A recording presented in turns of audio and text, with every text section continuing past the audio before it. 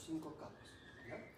De la parte más superficial a la profunda, el epitelio, la membrana de Bowman, el estroma, membrana de Descemet y el endotelio.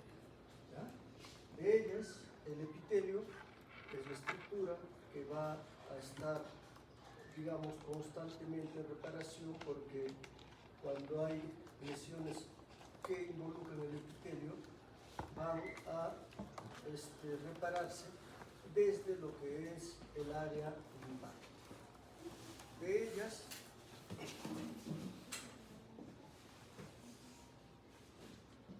tenemos entonces al epitelio, la membrana de Bowman y lo que viene a ser el estroma. Entre lo que es el epitelio y lo que es el endotelio corneal son las estructuras que se van a encargar de que la córnea esté siempre transparente, de que no se edematice. Y en la medida que la córnea esté transparente, cumplirá su función. ¿Ya? Entonces, de estas estructuras, el endotelio cumple una función más importante porque es ahí donde se va a producir todo el proceso que va a mantener a la córnea opaca. ¿Ya? Ahora, cuando hablamos del endotelio, en el endotelio va a suceder de que se nace con una cantidad de células endoteliales, la misma que va disminuyendo a lo largo de toda la vida.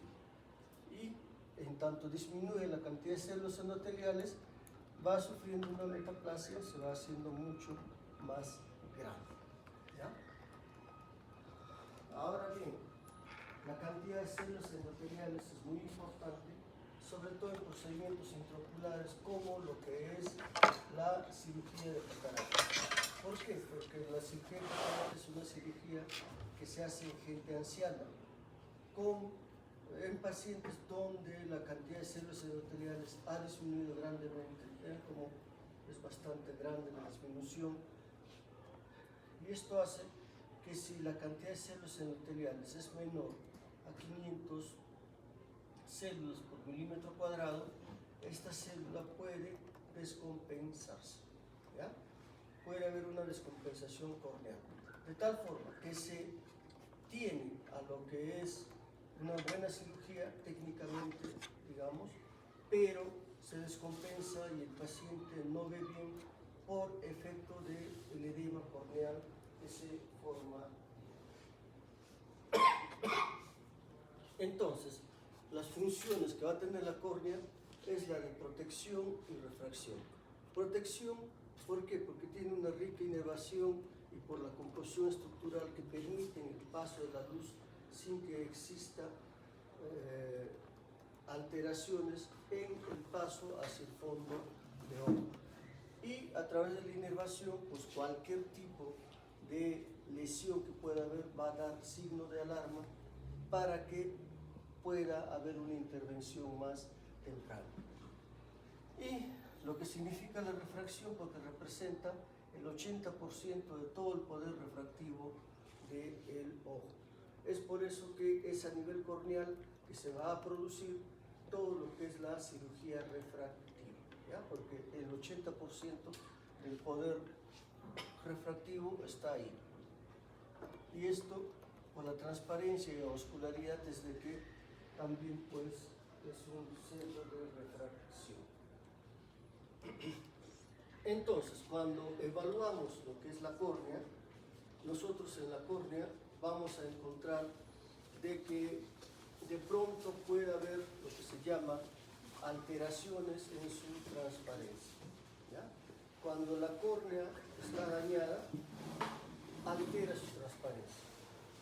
Puede ser una alteración de la transparencia localizada a través de algún tipo de infecciones que pueda haber, o más generalizada como un edema corneal. Pero cuando existe alguna lesión en la córnea, una forma de evidenciar esta lesión es a través de lo que es la fluoresceína. Sí. Con la fluoresceína, ¿qué es lo que se va a encontrar? Se va a encontrar lo que es un teñido corneal. Esto que está indicándonos de que hay una lesión ulcerosa en este caso. ¿Ya? Cuando se evalúa la córnea, se debe de llamarnos la atención cualquier tipo de alteración de su transparencia. Cuando la córnea cicatriza, también cicatriza con alteración de su transparencia, unas manchas blanquecinas que no van a tener con fluoresceína y que se denominan leucomas. Leucomas.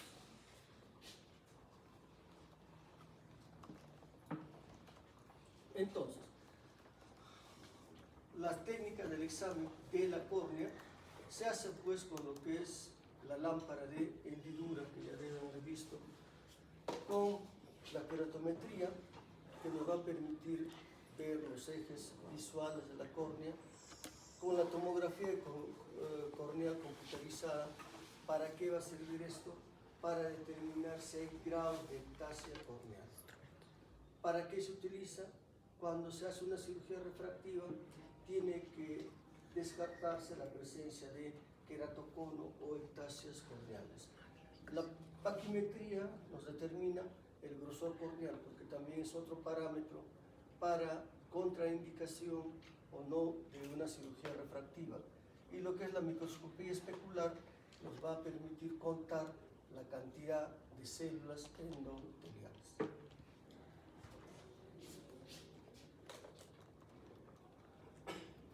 Entonces, veamos qué patologías van a afectar a la córnea.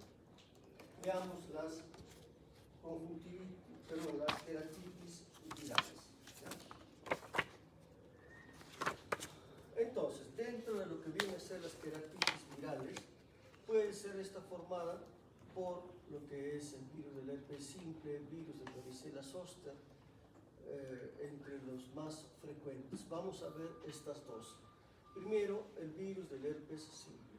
El virus del herpes simple viene a ser la causa infecciosa más frecuente que va a producir ceguera, por lo menos en lo que es los Estados Unidos. El hombre es el único reservorio natural y infecta aproximadamente pues, al 90% de la población. De tal forma que de este porcentaje es más frecuente el tipo 1, que va a afectar al ojo, y el tipo 2 afecta principalmente órganos sexuales. Entonces, decíamos que el 90% de la población mundial está infectada por este virus del herpes simple, pero hasta un 20 a 30% de ellas pueden tener manifestaciones oculares. ¿Ya? Generalmente es unilateral, pero de 1.3 a 12% puede ser bilateral. ¿En quienes se presenta en forma bilateral? En pacientes que tengan algún grado de atopía o en pacientes inmunodeprimidos. ¿Ya? Son infecciones recurrentes en un tercio de la población mundial. Muy bien. Entonces, la forma de manifestación de lo que viene a ser pues, la queratitis por herpes simple va a ser principalmente un herpes ocular congénito y neonatal, herpes ocular primario, herpes ocular recurrente. Lo que nos interesa a nosotros, y es más importante desde el punto de vista patológico del herpes simple, es la forma recurrente. Porque ya habíamos adelantado de que las infecciones por herpes simple, las primarias, generalmente pasaban desapercibidas. Entonces, dentro de lo que es el herpes zóster recurrente, tenemos una forma de presentación que es la de blefaritis, la misma conjuntivitis, pero lo que es más importante son las queratitis. ¿Ya? Y estas queratitis pueden ser una queratitis epitelial infecciosa, una queratitis neurotrófica, enfermedad estromal que se presenta bajo dos modalidades, una queratitis estromal necrotizante y una queratitis intersticial que tiene un mecanismo netamente inmunológico. Y la última viene a ser la endotelitis. Ahora, también dentro de la presentación del virus del herpes simple puede haber una iridociclitis, que lo vamos a ver. Entonces, el herpes ocular primario sucede en la primera infancia o adulto joven, donde solo el 6% de ellos son sintomáticos, ¿ya? El resto, la inmensa mayoría, son totalmente asintomáticos y se presenta como una enfermedad respiratoria. Habíamos adelantado ya que es una conjuntivitis folicular aguda o puede presentarse como una queratoconjuntivitis cuando esta es manifiesta, siempre adenopatía preauricular o con vesículas en párpados y perioculares. Entonces, esto es lo que constituye una primoinfección, ¿ya? Entonces, esto aparece en la infancia.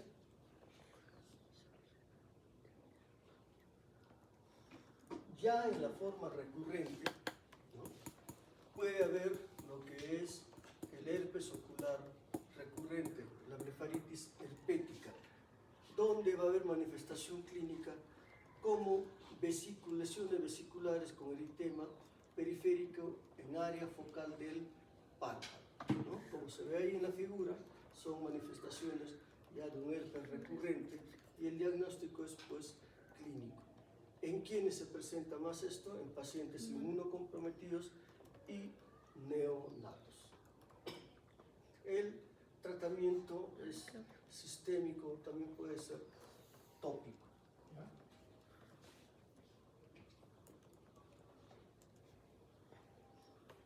¿ya? Entonces, esta blefaritis herpética, que es la forma recurrente de presentación, digamos una forma mucho más leve, amerita tratamiento por vía oral o también con tratamiento tópico para atacar lo que es el virus del herpes simple y para tratar las sobreinfecciones.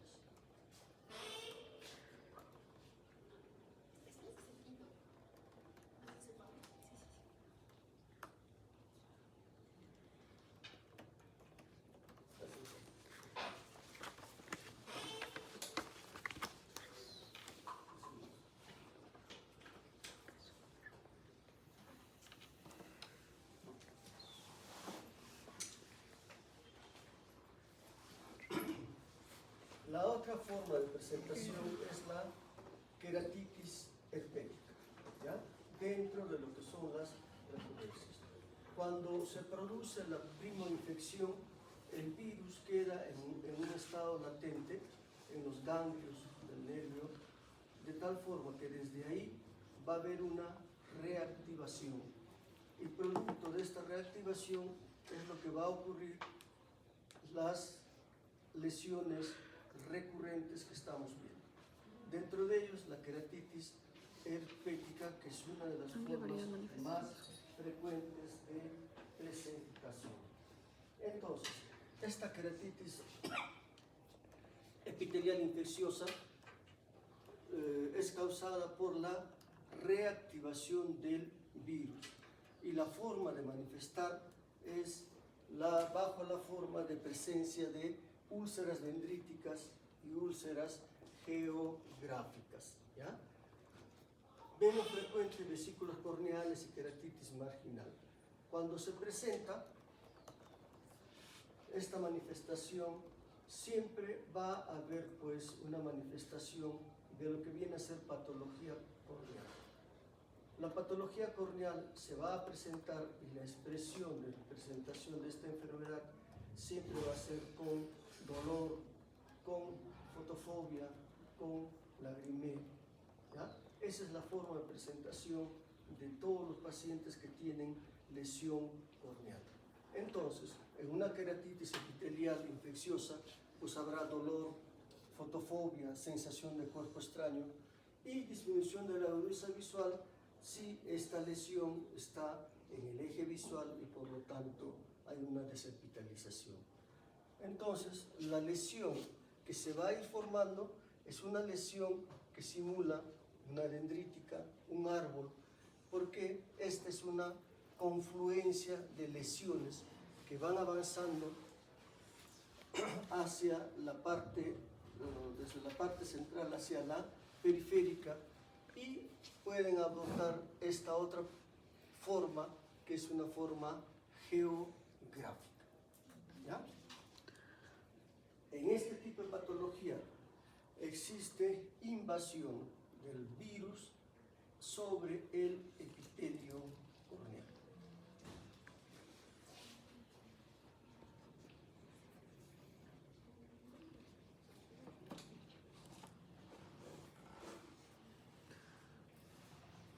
Entonces, las úlceras dendríticas es la presentación más común de la queratitis por virus del herpes simple.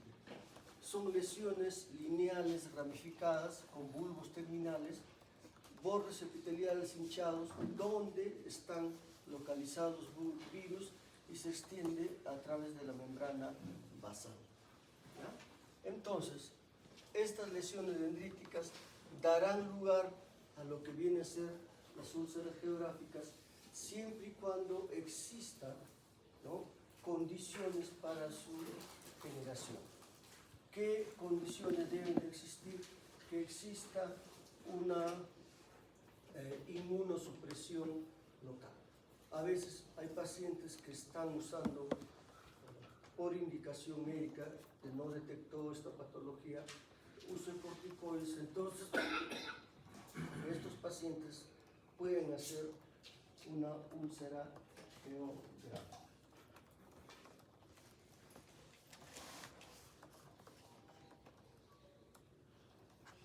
Entonces, la úlcera geográfica.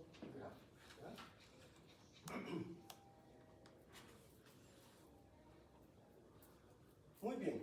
Entonces, esta lesión epitelial tipo dendrítica, esta lesión geográfica, tiende en la mayoría de los casos a desaparecer totalmente sin dejar mayor problema.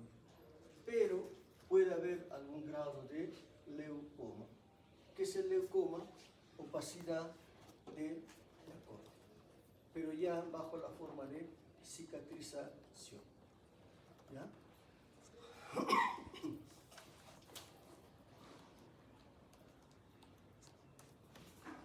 Bien, entonces, en las queratitis herpéticas vamos a tener una resolución que puede ser favorable en algunos casos, de tal forma que no deja ningún tipo de secuela.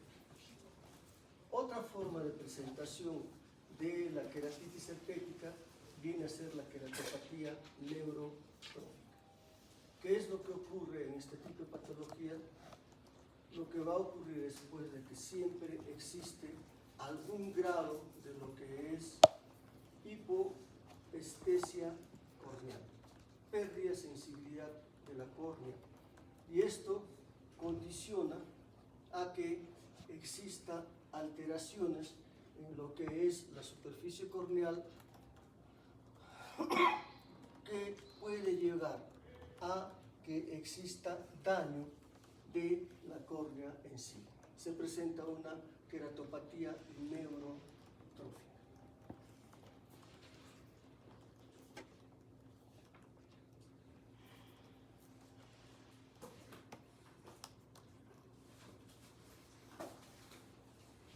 ¿Por qué razón se va presentando esta queratopatía neurotrófica?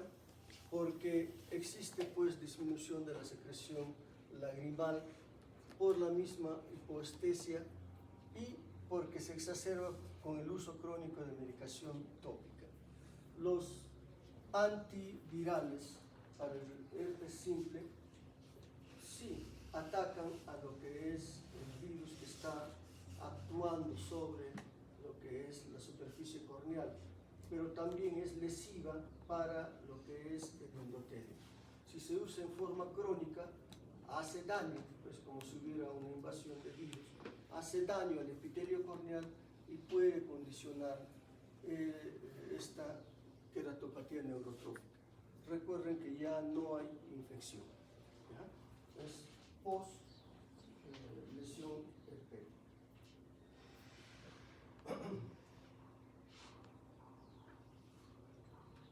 otra forma de presentación tenemos a la queratitis estromal. La queratitis estromal, ¿no? El 2% de los episodios iniciales de la enfermedad ocular por el virus del herpes simple. O sea, se puede presentar como primera infección, pero solo en el 2% de los casos. La gran mayoría de esto, entre el 20 y el 48%, es una enfermedad ocular recurrente, una reactivación del virus, de tal forma que esto se puede presentar como una infección primaria y como una infección secundaria. Infección secundaria, ¿a qué? Pues a queratitis infecciosa epitelial, a la queratopatía neurotrófica o a la endotelitis. Cuando esto se presenta en el estado primario, es mucho más lesivo que en el estado secundario.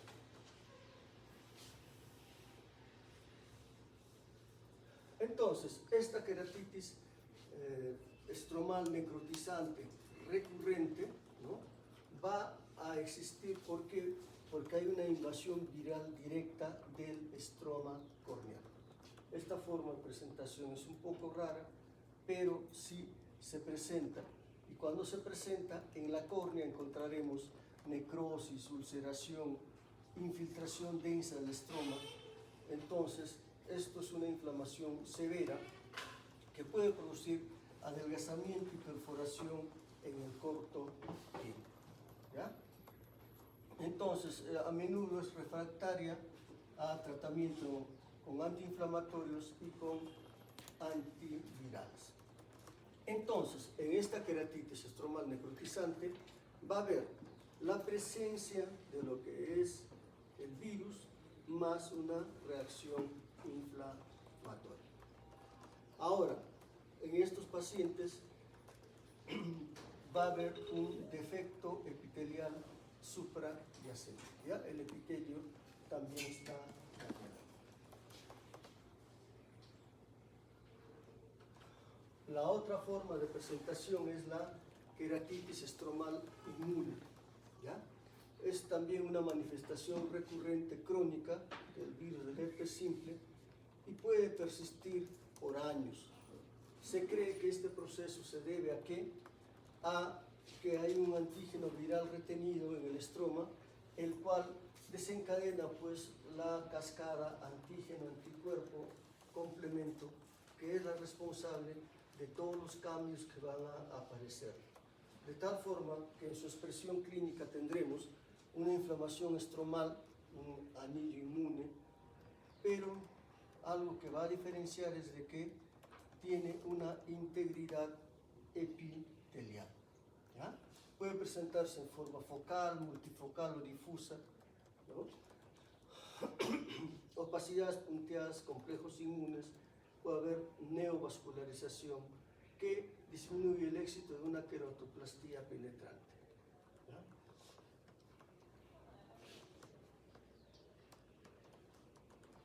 La otra forma de presentación del herpes ocular recurrente viene a ser la endotelitis. La capa más interna de la córnea es la que está afectada y va a producir una endoteliopatía corneal autoinmunitaria, donde habrá edema estromal progresivamente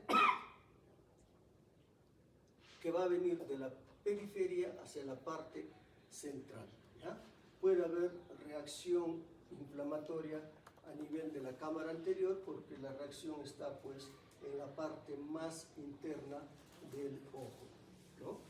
Entonces, esta reacción inflamatoria a nivel del endotelio se ve como presencia de precipitados queráticos subyacentes al edema estromal, ¿no? No evidencia de neovascularización.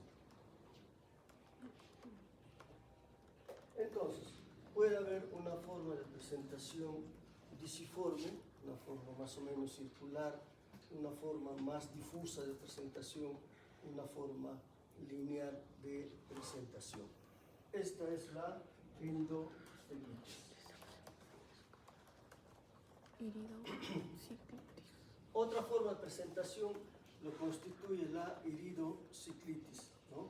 Que es ya la inflamación del iris y la parte posterior del cuerpo ciliar, que se presentará con la presencia de fotofobia, dolor, inyección ciliar, precipitados queráticos finos, reacción celular en cámara anterior, ¿no? Atrofia del iris, hemorragias o ifema. La iridociclitis, entonces, es una infección de lo que viene a ser el endotelio, perdón, lo que viene a ser la parte pues, del iris, y puede afectar también lo que es la malla trabecular, de tal forma que puede existir presiones intraoculares elevadas.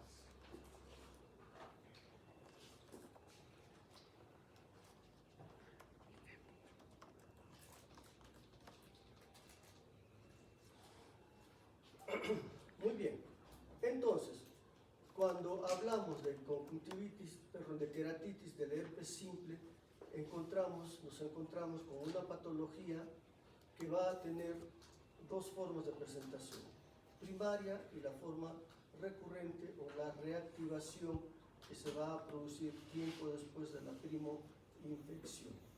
De ellas, esta reactivación de los diferentes tipos que hemos visto es la causante de las manifestaciones más severas en la reactivación, ¿ya? La otra forma de presentación ya viene a ser el queratitis por el herpes zóster ocular, ¿ya? Entonces, en este caso, la prima infección se produce por lo que es la varicela, pero lo que viene a ser la recurrencia es por el virus del herpes simple, ¿no? Por factores desencadenantes donde el virus va a migrar a piel y ojos. En quienes se presenta de una forma mucho más aguda y grave, en pacientes ancianos y en los inmunodeprimidos, ¿ya? En los mayores de 60 años, el 50% desarrolla neuralgia post-herpética, ¿ya? El virus tiene una serie de complicaciones que son mucho más expresivas en cuanto a su forma de presentación. El 20% de la población tendrá un episodio de herpes simple en su vida.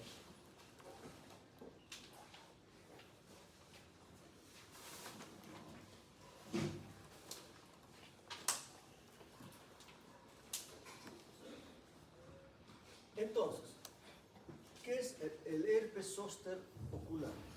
¿No?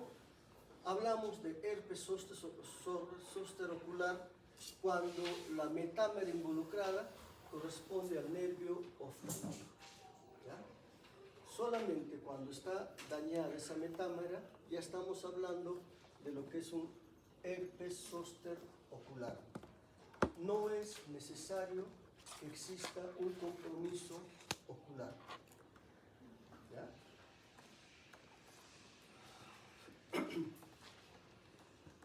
Entonces, decíamos que esta forma de presentación es más frecuente en ancianos y los inmunodeprimidos, ¿ya?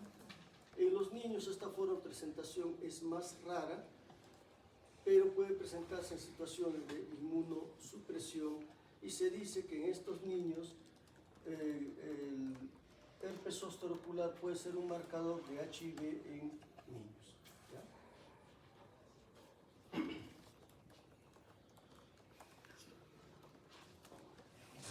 A ver, ¿qué están viendo?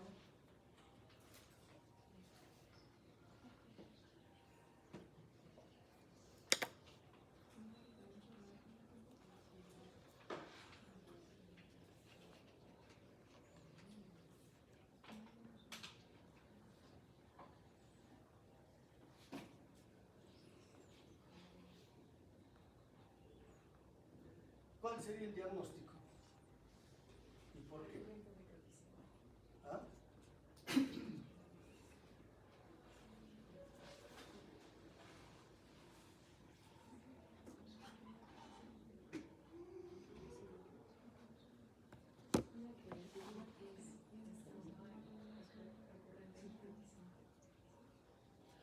¿Por qué queratitis estromal?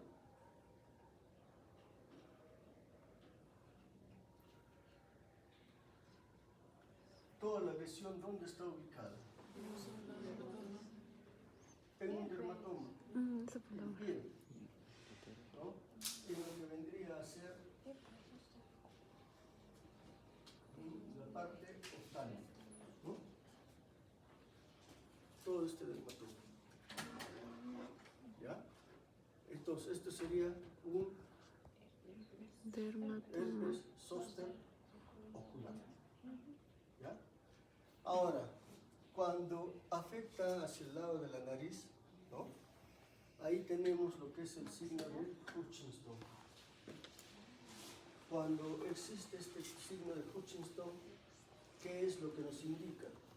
Que ese paciente probablemente tiene lesión ocular. ¿Ya? O sea, que aparte de la presentación en el dermatoma, tiene manifestaciones a nivel ocular. ¿Ya? Porque es diferente que tengas un herpes zóster ocular, como lo llaman acá, donde vas a tratar solamente todo lo que es las lesiones del dermatoma, a que tengas que tratar además de eso las manifestaciones oculares.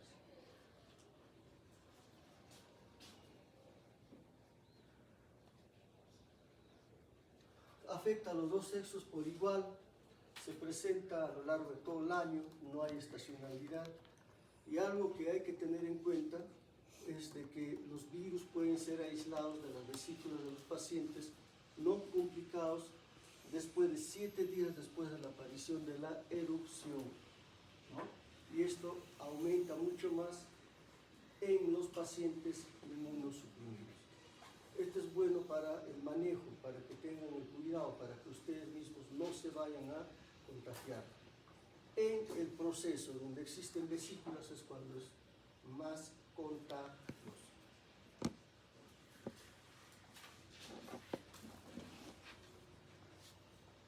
Habíamos dicho que los factores de riesgo es una alteración funcional de la inmunidad que se va presentando en los pacientes seniles, ¿ya? O cuando haya alteración patológica del sistema inmune debido a medicación, pues, pacientes con quimioterapia, pacientes que tengan uso de corticoides o personas que tengan tumores o infecciones con el virus del VIH.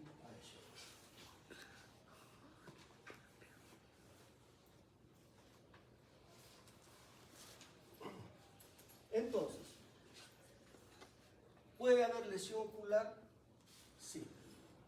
Y cuando se presenta esta lesión ocular, va a haber pues algunas formas clínicas de producción. Va a haber una invasión viral directa que se manifestará como una queratitis epitelial, como una conjuntivitis. ¿Ya? También, a consecuencia de esta invasión viral directa, puede sobrevenir hipoestesia de tal forma que esto dé lugar a lo que es una queratitis neurotrófica, la misma manifestación del virus del herpes simple, ¿no? Ahora, puede haber inflamación secundaria, mecanismos autoinmunes que darán lugar ¿a qué? A una queratitis estromal, uveitis, escleritis, epiescleritis, etc. ¿Ya? Entonces, en lo que significa mecanismos autoinmunes, el virus del herpes zóster ocular tiene muchas más manifestaciones en cuanto a gravedad que el virus del herpes simple. Entonces, en las formas clínicas, la queratitis epitelial, ¿cuándo nosotros podemos esperar que va a venir una queratitis epitelial?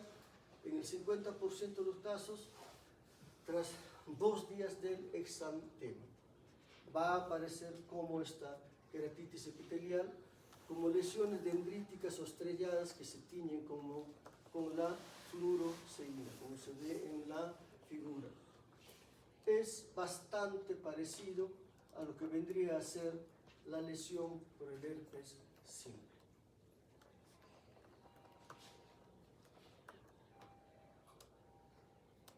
Otra forma clínica viene a ser la queratitis numular, que se presenta en 35% de los casos, y esto tras 10 días del exantema. Son depósitos granulares subepiteliales rodeados por ales de turbidez estromal. Son lesiones que semejan una moneda, por eso es lo que se llama numular. ¿Ya? Evolución es bastante variable, que puede ir a la desaparición, la presencia de panus. El panus es vasos sanguíneos en superficie corneal, adelgazamiento de la córnea, etc.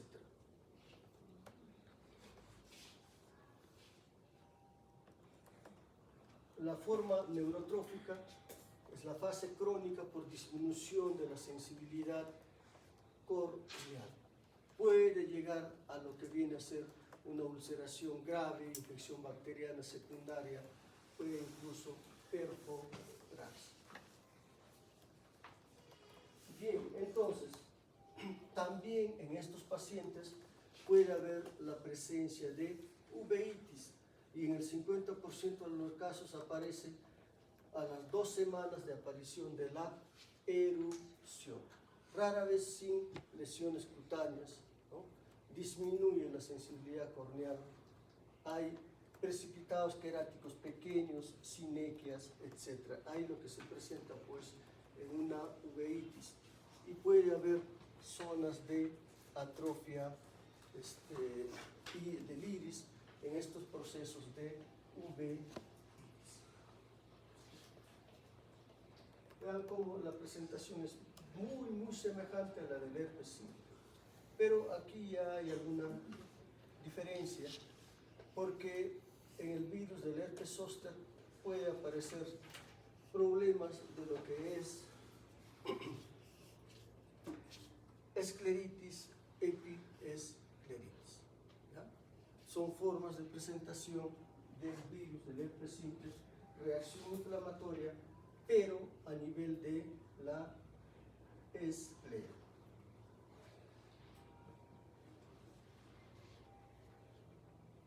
Dentro de las formas clínicas, ¿no?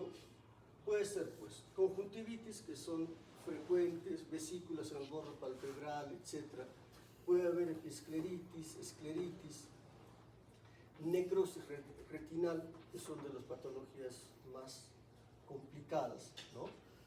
Entonces, esto es importante a tener en cuenta, que puede tenerse todo este tipo de complicaciones. Ahora, también tener en cuenta que en estas patologías más graves puede haber dolor al movimiento ocular, que nos puede orientar a que está el paciente teniendo virus por herpes zóster. ¿Ya? Puede llevar pues hasta desprendimiento de retina, etc.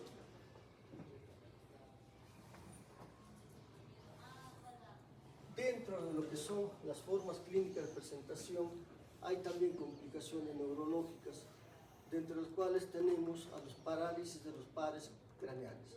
Más frecuente el tercer par craneal. ¿Ya? Puede haber neuritis óptica, puede haber encefalitis, pero es una forma de presentación rara. La hemiplegia contralateral también es rara.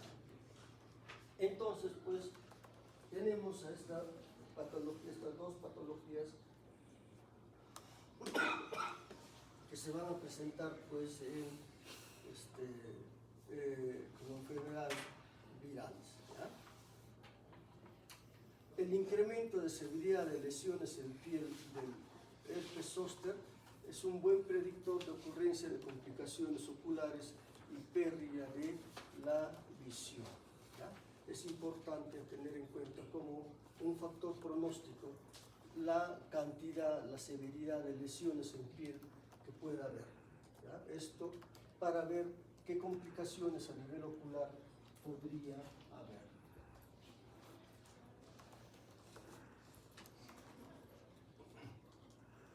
Entonces, el objetivo del tratamiento va a ser acortar el tiempo de replicación viral. Si se inicia todo esto antes de 72 horas, en buena hora, ¿no? Esto acorta el proceso de cicatrización, previene o alivia el dolor, limita la gravedad, extensión y duración del proceso y puede prevenir la diseminación de la enfermedad. Es importante dar un tratamiento oportuno por el potencial de enfermedades, de complicaciones oculares que pueda haber. ¿Ya? Afortunadamente, la forma más frecuente de presentación es el herpes simple oftálmico sin compromiso ocular. ¿Ya? Porque cuando hay compromiso ocular tenemos mucha patología de por medio. El tratamiento es con antivirales, donde existe una respuesta bastante adecuada, ¿ya? Y también está diciéndose que la vacunación cumpliría un rol muy importante, ¿ya? Todavía no está muy consensuada esto, pero la segunda generación de lo que es las vacunas sí está dando buen resultado.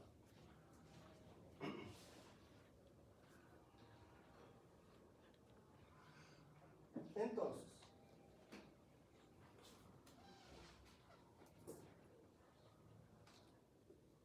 a ver, esas dos formas de presentación, ¿qué les indican?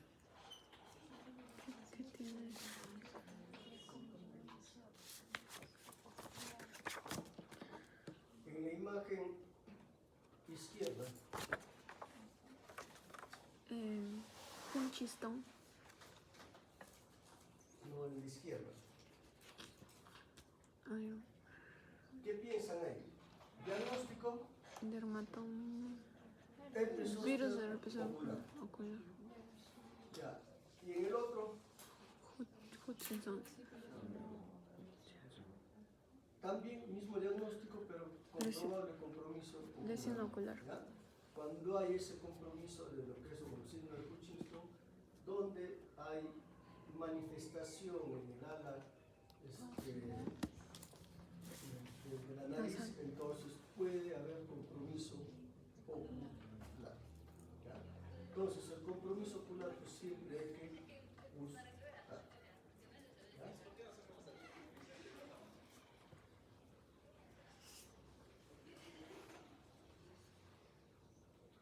Bien, otra patología a tener en cuenta viene a ser las infecciones bacterianas. ¿Ya? Entonces, es una afectación bastante común que amenaza la visión y puede presentarse pues de una forma rápida, explosiva, que va a ir con una inflamación de todo lo que es el estroma, que va a ser rápidamente progresiva.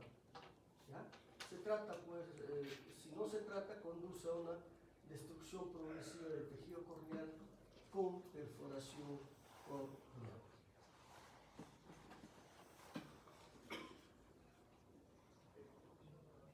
Entonces, ¿qué factor de riesgo tenemos acá? El uso de lentes de contacto. Se constituyen el principal factor de riesgo para la aparición de lo que es una úlcera bacteriana. Y es una de las principales causas de ceguera corneal en países en desarrollo. ¿Ya? Generalmente secundario a traumatismos oculares.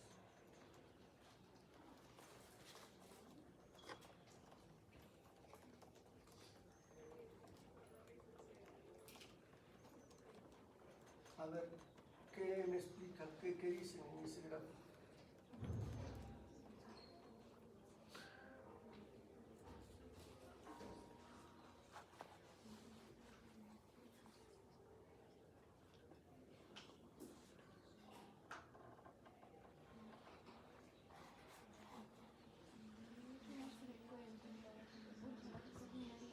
Más frecuente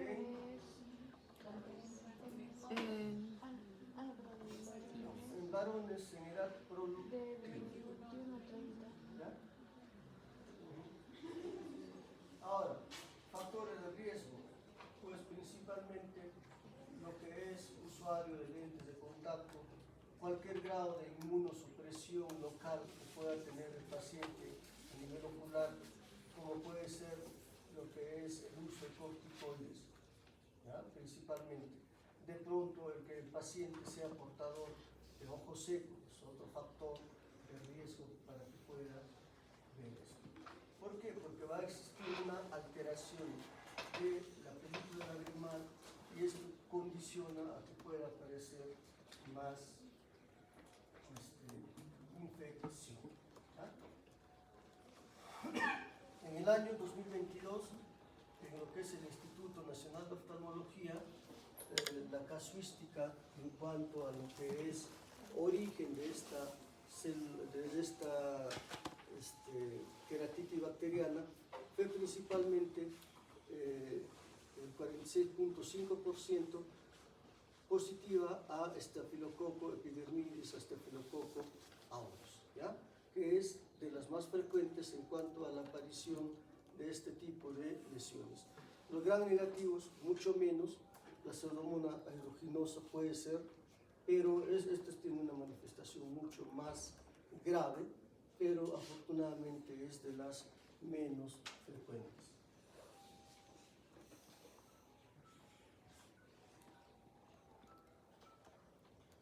Entonces, en lo que va a ser la patogenia, va a haber pues primero una adherencia bacteriana tras una lesión corneal que pueda existir.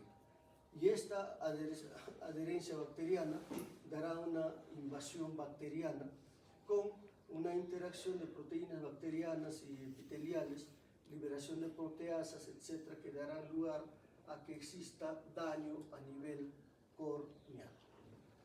Entonces, el huésped responde ¿con qué? Con inflamación. Y esta inflamación da como resultado necrosis corneal característica. ¿Ya? Esto es lo que va a ocurrir en una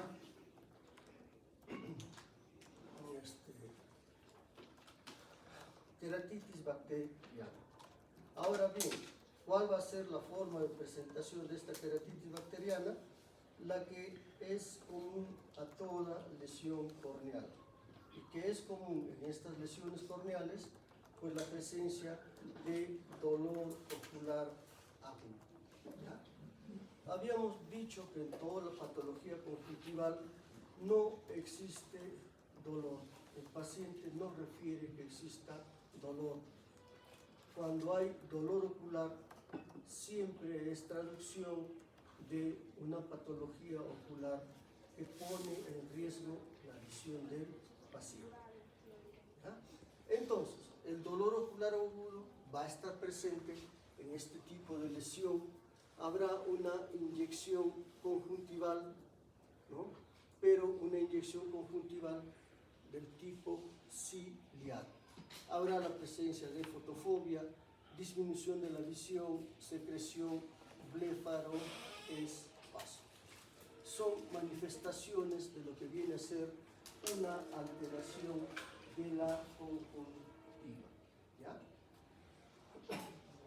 Entonces, estas lesiones en la córnea se van a presentar como un infiltrado único de la córnea, paracentral o periférica a la línea media de visión, con un defecto epitelial más infiltrado en la parte subyacente.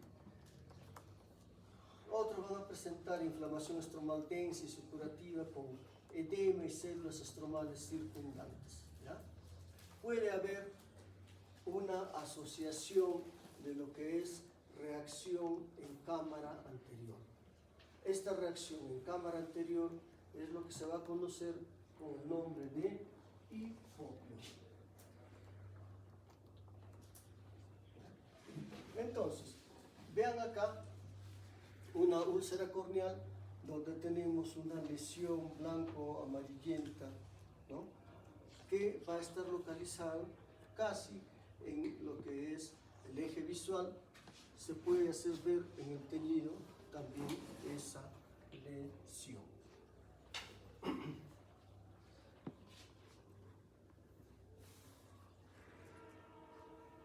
Vean una una úlcera corneal por estreptococo neumonía en un paciente inmunodeprimido.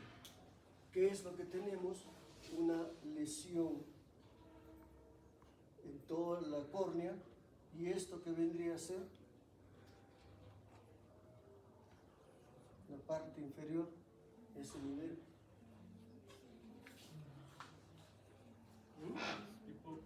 Ese es el hipócrita. ¿Ya? Entonces, en una queratitis bacteriana hay pues una reacción inflamatoria que es bastante intensa, que no está circunscrita a lo que es la córnea en sí, sino también puede estar en cámara anterior.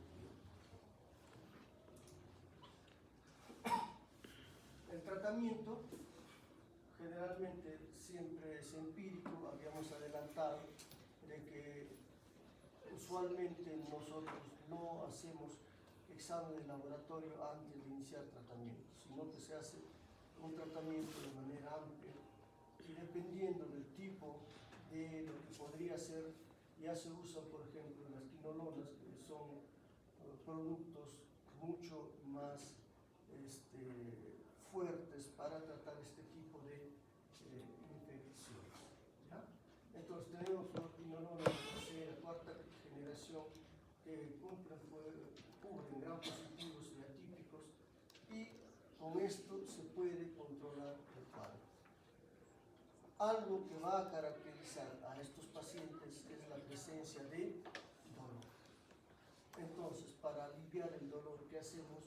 Usamos cicloplegia para que la musculatura no esté contraída y de esta forma se evite el dolor. Ahora, también podemos usar medicamentos fortificados, ¿ya? Una combinación con medicamentos en forma aislada como la vancomicina y la ceftazidima. Ya son productos que se preparan para poder echar en forma tópica. Pero esto, al no tener preservantes, etc., se usa por un tiempo determinado, solamente por una semana. Habría que preparar nuevamente el producto. ¿Ya? Entonces, pues cuando nos enfrentamos a lo que significa una queratitis bacteriana, tenemos medicamentos para hacer frente a ello. ¿Ya? Eso es lo bueno. Si no hay las fluoroquinolonas, si no hay una buena respuesta, podemos usar medicamentos fortificados.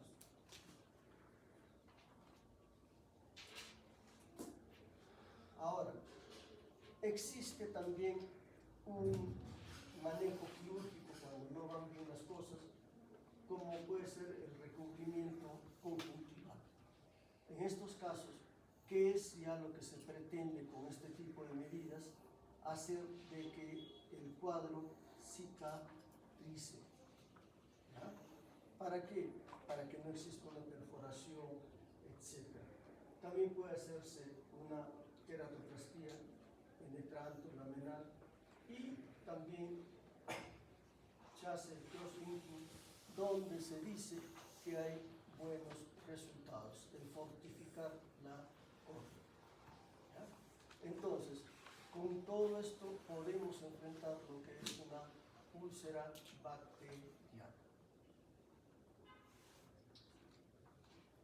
La otra patología a tener en cuenta viene a ser la úlcera linfótica.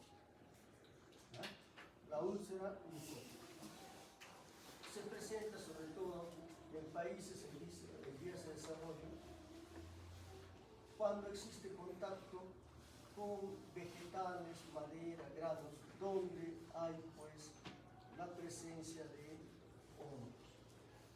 Entonces, esto se presenta sobre todo en personas que trabajan en el campo y sufren un daño por un producto vegetal. Vale decir que una rama le raspe el ojo, entonces ese es un factor para que pueda iniciarse un cuadro de una lesión de la córnea.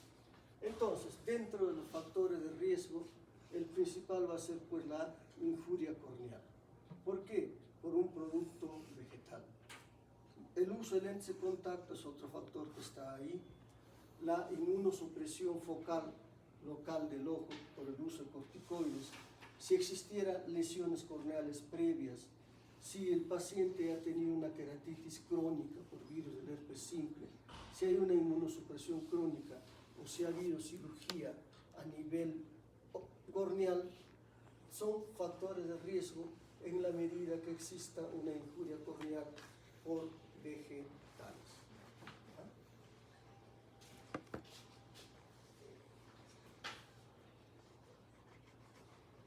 Dentro de los factores de riesgo también pues se tienen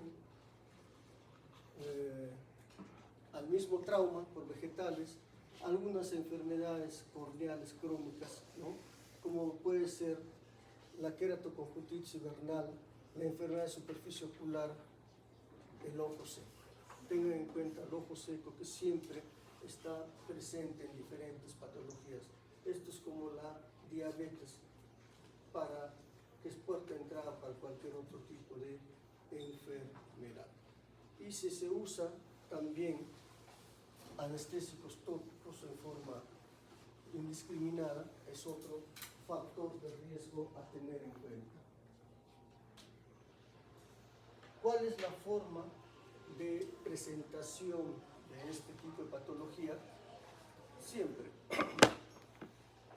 dolor ocular, blefaroespasmo, lagrimeo, sensación de cuerpo extraño, fotofobia, disminución de la agudeza visual. ¿Por qué? Porque suele afectar lo que es el eje visual. Entonces, son lesiones blanco-amarillentas que van a parecerse a lo que es una lesión bacteriana, pero que en el caso de la úlcera micótica, estas tienen una lesión satélite, ¿ya? Como que orienta de esta forma a que es una úlcera por hongos. La lesión satélite.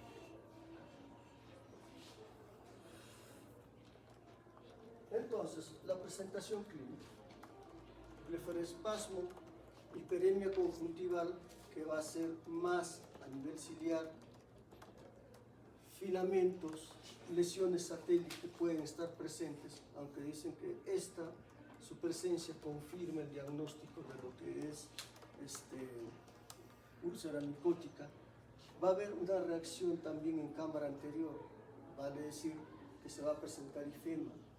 Y en el caso del hongo, la reacción en cámara anterior es mucho más intensa que en la úlcera por bacterias. ¿Ya? Bien. Vean una úlcera bacteriana, la lesión satélite. Digo, úlcera micótica. ¿Ya?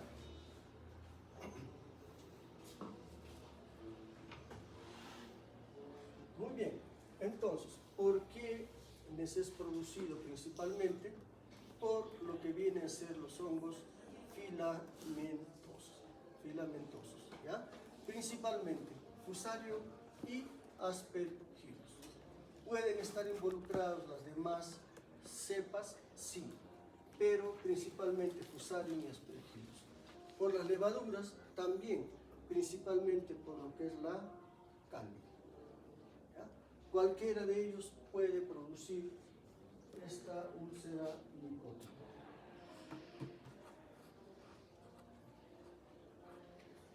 Vean, por el Fusarium, donde tenemos una lesión, vean qué tan amplia es la lesión. Por el Aspergillus, por la curvularia, que es otra presentación, ¿no? Ifema,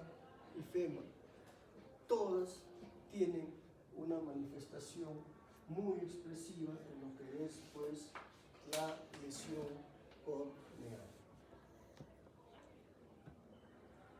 Muy bien.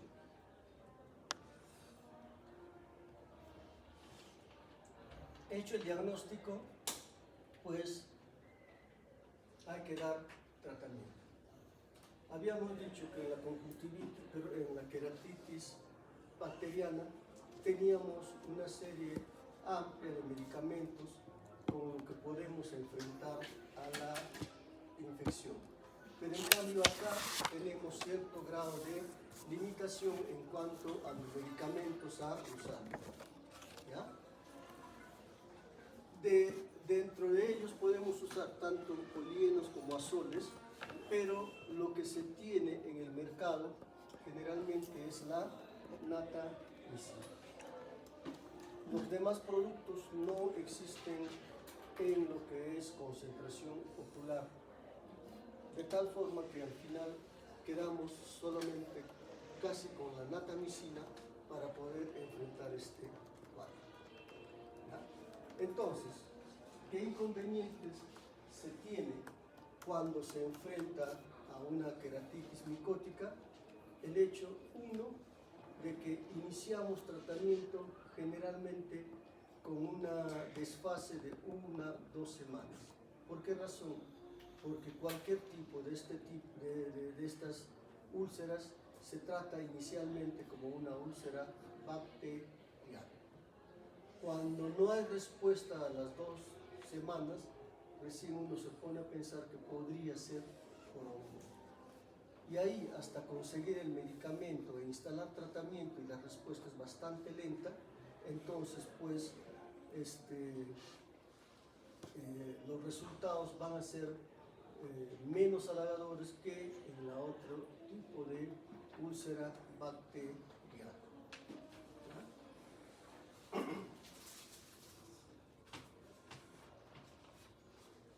Entonces, se puede dar también tratamiento por vía oral, pero el tratamiento es tópico con la natamicina.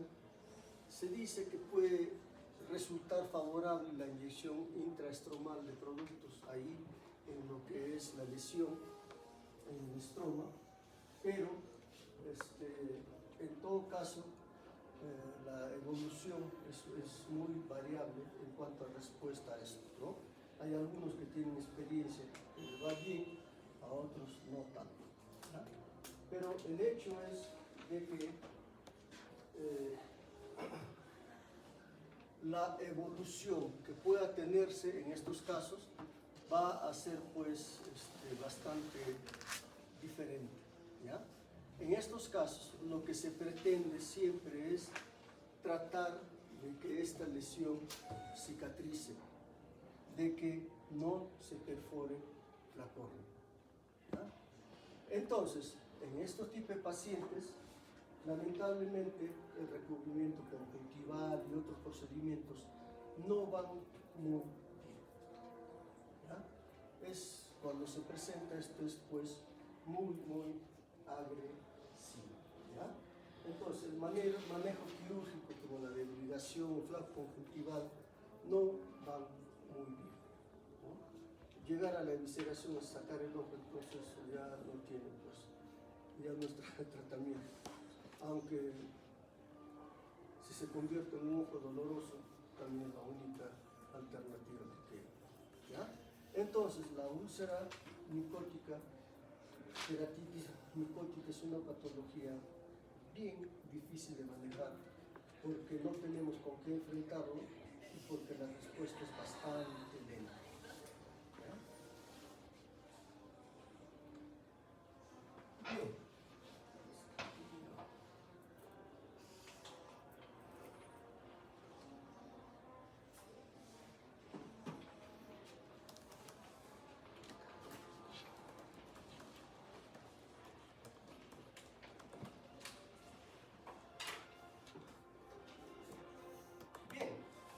Entonces, para terminar, vamos a ver lo que es el síndrome de ojo seco.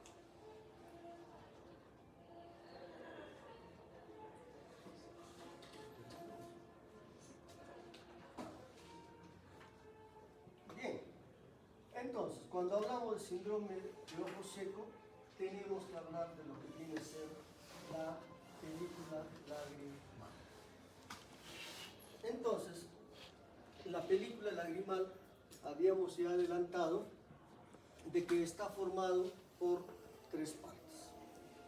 Una capa mucinosa, una capa acuosa y una capa lipídica.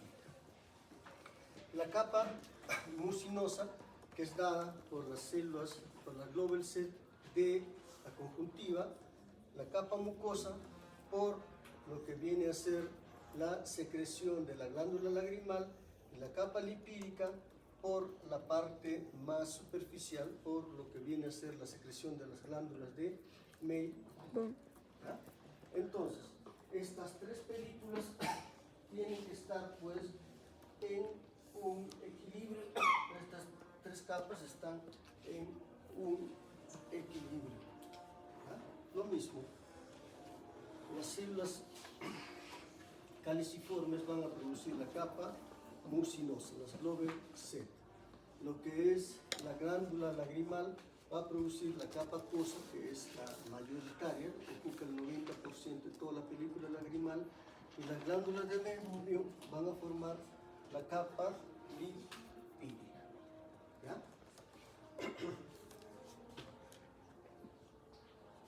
Entonces, cada uno tiene una función importante, ¿no? Por ejemplo, lo que es la capa mucinosa, que está formada por mucina, agua, glicoproteínas de alto peso molecular, van a tener una tensión de superficie lagrimal que hace que prácticamente a través de estas capas de mucina, ¿no?, la lágrima esté bien adherida a la superficie corneal. La capa acuosa, que tiene una serie de electrolitos, que tiene células, ¿no?, de tipo inflamatorio, sobre todo la inmunoglobulina A, van a contribuir a la mayor parte de contenido de la película lagrimal y van a proveer también una reacción de defensa a través de las inmunoglobulinas A superficiales. Y la capa lipídica, que es una multicapa producida por lo que es las glándulas de Meibomian, van a evitar que la lágrima se encoge. ¿Ya? Entonces tiene que haber un equilibrio entre todo esto para que no tengamos ningún tipo de manifestación. Entonces existe pues un equilibrio entre lo que viene a ser el párpado, el menisco lagrimal y la córnea. ¿Ya? El menisco lagrimal, que es formado por la secreción, por la lágrima en sí. El menisco lagrimal nos va a determinar qué tanta lágrima hay, y el párpado con el parpadeo va a hacer que este menisco lagrimal esté lubricando constantemente la córnea. ¿Ya? Entonces, de la interacción de todo esto va a condicionarse de que exista una buena salud ocular o no. Entonces, cuando hablamos de ojo seco, nos remontamos a estos dos documentos, el JIUS 2, porque ha habido un JIUS 1, ¿no? El JIUS 2, que en el 2017 una serie de científicos se reunieron para dar una serie de recomendaciones que están plasmadas en ese libro, o en ese folleto, que lo pueden conseguir como JIUS 2, y en la de Lubos, que es un libro donde existe una manifestación de oftalmólogos latinoamericanos. Entonces, en base a esto es lo que está elaborada la clase.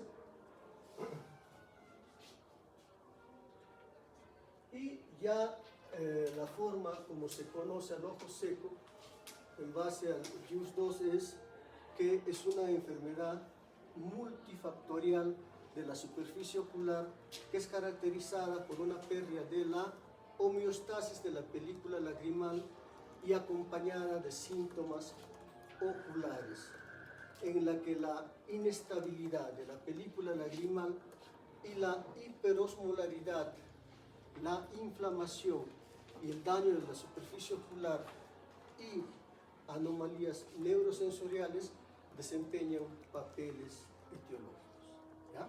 Entonces, pues cuando hablamos de ojo seco, hablamos de una serie de características donde existe alteración en la homeostasis de la película lagrimal, donde existe una hiperosmolaridad y donde existe una inflamación de la superficie ocular. Todo eso representa lo que es el ojo seco.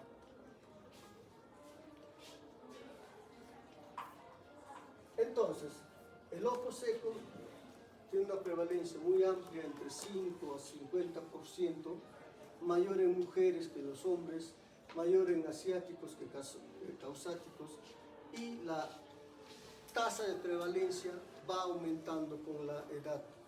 Sobre los 40 años es mucho mayor la posibilidad de padecer el ojo seco, ¿ya? Y aumenta esto con la edad. Entonces, el artículo al que hacíamos mención refiere una serie de factores de riesgo. Factores de riesgo consistentes, dentro de los cuales tenemos a la edad, la raza, la disfunción de las glándulas de Meibomian, enfermedad del tejido conectivo, el síndrome de Sjögren, ¿no? Y a esto se suma también déficits androgénicos, uso de ordenadores, uso de lentes de contacto, etc. ¿Ya? Esto entonces como factores de riesgo consistentes que llaman ellos. ¿Ya? Factores de riesgo posibles y factores de riesgo no concluyentes. Dentro de los posibles tenemos la diabetes mellitus, rosácea, infección viral, enfermedad tiroidea, trastornos psiquiátricos, el terigio. Dentro de los no concluyentes, la etnia, menopausia, acné, sarcoidosis. ¿Ya? Todo esto constituye factores de riesgo. De tal forma que estos factores de riesgo van a conducir a que existan manifestaciones de ojo seco, las mismas que van a obedecer a dos grandes grupos.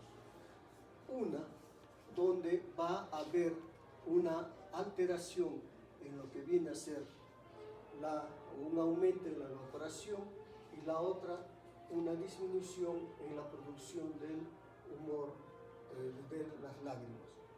Y una conjunción de ambos, una mixtura. ¿Ya?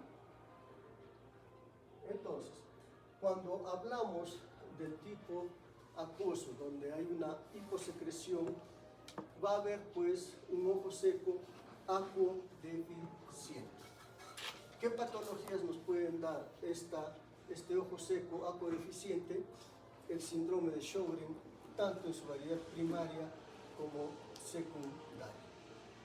Como también puede producirse cuando no es por Sjögren, sino por otro tipo de patologías como la presencia de una alacrimia congénita, displasias ectodérmicas, etc. O cuando es adquirido, ¿no? Cuando es adquirido y hay de tipo inmunomediado como síndrome de Steven-Johnson, pemfigoide de membranas mucosas, etc. Y otras como la iatrogénica por trauma, radiación, etc.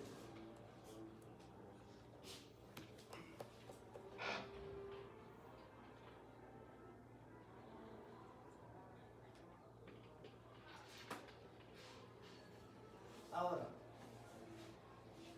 al otro lado va a existir lo que es la parte evaporativa.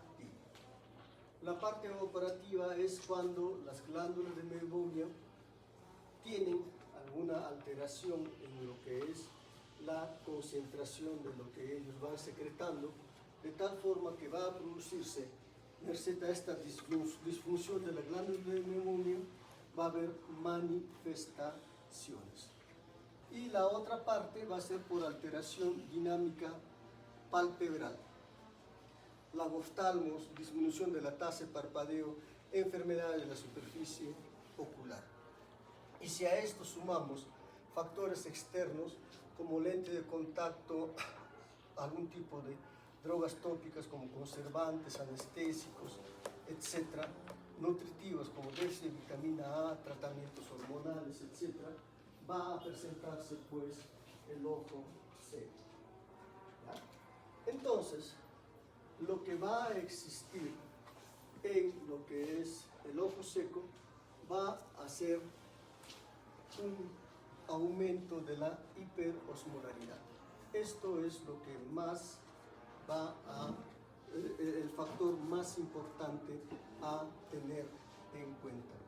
Y esto va a hacer que esto se produzca ya sea porque hay un aumento en la evaporación o por una disminución en la producción del mismo. ¿Ya? Y todo esto va a ir o va a desencadenar una serie de mediadores inflamatorios que van a hacer pues de que se manifieste el ojo seco. ¿No? Es lo mismo. Ahora, existe pues lo que viene a ser un sistema de retroalimentación en lo que viene a ser la superficie ocular con lo que vendría a ser el sistema funcional lagrimal, ¿ya? De tal forma que existen estímulos eferentes y estímulos aferentes que hacen que exista un equilibrio en lo que es la superficie corneal. Cuando existe alteración en la superficie corneal de tipo inflamatorio, etc., pues va a haber alteraciones en lo que viene a ser la secreción de lágrimas. Y esto se va a perpetuar. Ahora bien, existe lo que se llama ojo seco iatrogénico. ¿Por qué? Porque de una u otra forma el ojo seco se va a producir porque se va a usar una serie de productos, ya sea oculares, ya sea sistémicos, que van a alterar lo que va a ser la producción de lágrimas, ¿ya? Entonces, esta clasificación de lo que viene a ser ojo seco iatrogénico va a estar relacionado con ¿qué? Con una serie de drogas que se usa tanto tópico como sistémico, el uso de lentes de contacto, cirugía oftálmica, por ejemplo, la cirugía refractiva, la queratoplastia, lo que es la cirugía de catarata, cirugía de párpados, etc. ¿Ya? También las no quirúrgicas, como la toxina botulínica, procedimientos cosméticos, etc.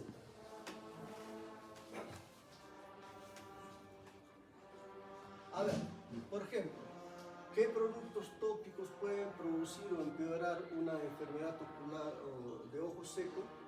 Los agonistas adrenérgicos, la praconilina, rimulidina, que son productos que se utilizan para glaucoma, antialérgicos, antivirales, beta bloqueadores, productos que se usan en el tratamiento de otras patologías como viene a ser el glaucoma.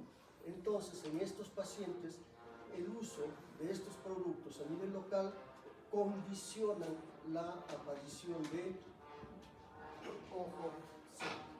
Ahora, medicamentos sistémicos que son conocidos de causar ojo seco. Tenemos analgésicos, ¿no? Los opiáceos, antirreumáticos, anticolinérgicos como los antidepresivos, los antihipertensivos, antineoplásicos, depresores, etc. Entonces tenemos muchos productos que nos pueden producir ojo seco, con un mecanismo adicional a lo que ya habíamos mencionado. ¿Ya? Entonces, existen pues múltiples mecanismos para lo que viene a ser la generación de ojo seco, donde tenemos el uso de productos anticolinérgicos que reducen la producción del componente acuoso y mucoso, medicamentos que se secretan por las lágrimas, tengamos en cuenta también eso, medicamentos que se secretan por las lágrimas y hacen daño sobre la superficie ocular, como sucede con el ácido acetilsalicílico, con la amiodarona, con la cloroquina, con el ibuprofeno. El alcohol también se elimina en la lágrima y produce un daño adicional en los pacientes que tengan ojo seco. Muy bien. Entonces, ¿cuál va a ser la forma de presentación de estos pacientes?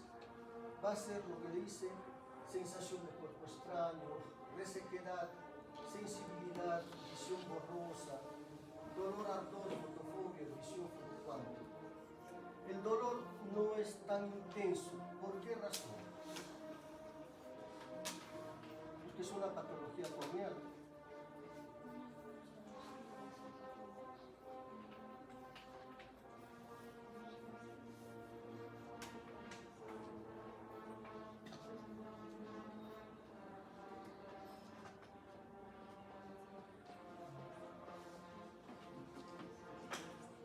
¿Veis?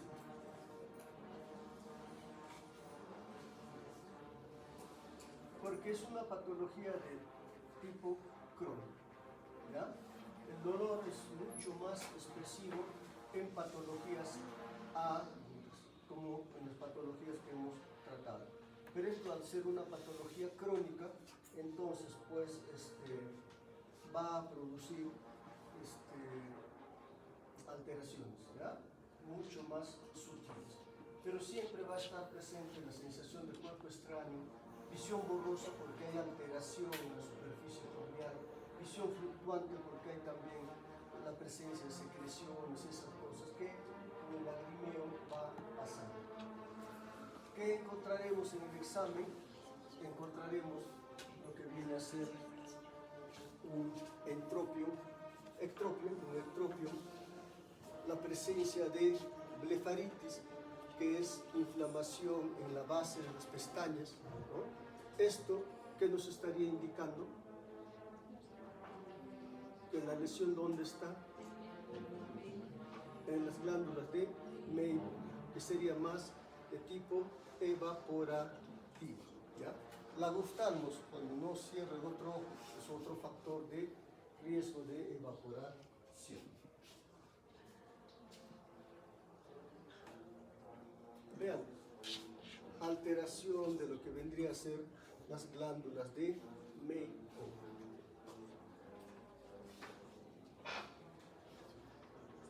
Bien, la lesión se va a dar en la superficie de la córnea, que estamos viendo en la lámina superior izquierda, una desepitelización corneal, ¿no? Al lado superior derecho, la presencia de filamentos junto con lo inferior también. Puede ir esto acompañado de lo que es alteraciones en la transparencia de la córnea, lo que es perforación del globo ocular, úlceras corneales, todo eso, ¿ya? Pero todo dado desde un punto de vista lo que es crónico, ¿ya? Entonces, para hacer el diagnóstico, ¿qué es lo que recomienda esta guía que hemos mencionado? El hecho de que hay dos cuestionarios que suelen aplicarse y de acuerdo a una calificación donde se evalúan qué signos, qué síntomas tiene el paciente, es un paso inicial para poder hacer los demás exámenes. Entonces, tenemos acá el DQ5, es una prueba que se hace. También tenemos la otra prueba que nos va a permitir saber qué tanta sintomatología tenemos. Entonces, como paso inicial, en base a este test que se hace, pues vamos ya yendo a hacer otro tipo de pruebas. ¿Qué pruebas vamos a hacer? Lo que es el tiempo de ruptura de la película lagrimal, que lo vamos a explicar. La osmolaridad. Habíamos dicho que en un ojo seco, ¿qué había?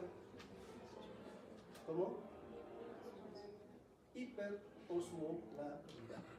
Entonces se mide la osmolaridad y es normal una osmolaridad mayor de 308, y si hay una diferencia entre uno y otro ojo, más de 8 de osmolaridad, nos indica que el paciente podría tener ojo seco. Además de esto, tenemos que ver lo que es el teñido de la superficie. Y con esto nosotros podemos hacer ya más o menos la clasificación sobre qué es lo que tiene el paciente. Un ojo seco evaporativo, un ojo seco por disminución de la producción de acuoso. Entonces, lo que viene a ser la ruptura de la película lagrimal, ¿qué implica? Que nosotros ponemos la fluoresceína, y cuando se coloca la fluoresceína, cuando se produce la apertura del párpado, ¿no?, la película lagrimal normal generalmente no se rompe hasta más allá de los 10 segundos. ¿Ya? Pero cuando existe alteración en la película lagrimal, la abertura va a hacer que la película lagrimal se rompa antes de los 10 minutos. ¿Ya? Esto nos dice que la película lagrimal está alterada. Este es el test de Schirmer, donde se le pone por 5 minutos esas tiras especiales y debe haber una humectación, ¿no? De acuerdo a cuánto humecta se dirá que es positivo o negativo, si hay una producción de lágrimas adecuada o no. Se está midiendo lo que viene a ser la osmolaridad. ¿Cuál es lo normal? 308 miliosmoles. Con una diferencia entre uno y otro ojo de 8, se dice que es ojo seco, ¿no? Se puede hacer una memografía no invasiva, ¿no?, para ver si hay daño o no de lo que es la glándula del meiomio.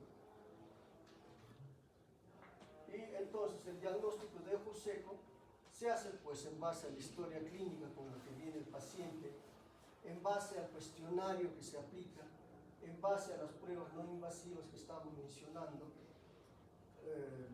test de Schirmer, lo que es ruptura de la película lagrimal, entre otras cosas.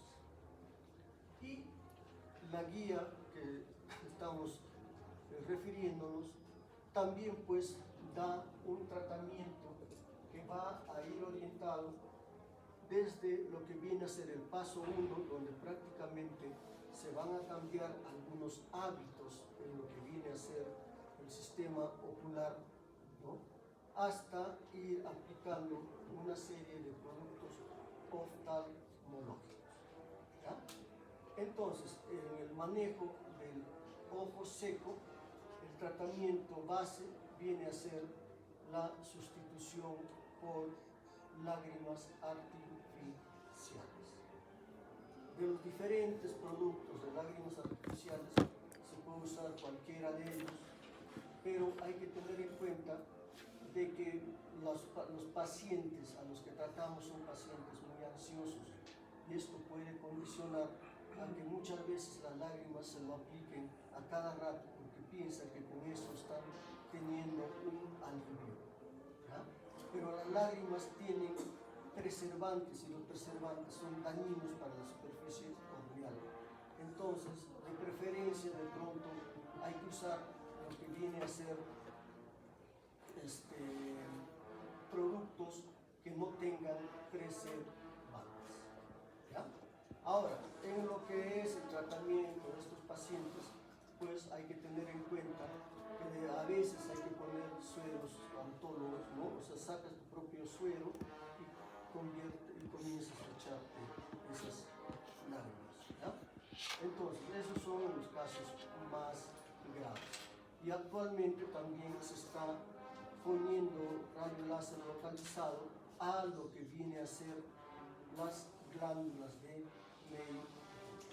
Entonces, alternativas hay, pero el manejo siempre es complicado. ¿Ya? Listo, chicos, con esto terminamos. ¿Alguna pregunta?